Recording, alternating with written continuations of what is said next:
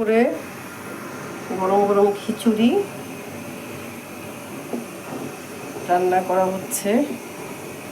রান্না প্রায় শেষ। গরম গরম খিচুড়ি, রোদ্রের কারণে কালারটা দেখা যাচ্ছে না, মানে আমার জানালার এখানে প্রচুর আলো আসে। খিচুড়িটা লেটকা টাইপের হবে। এই যে গরম গরম খিচুড়ির দাওয়াত, সকালে কচু শাকের দাওয়াত দিয়েছিলাম।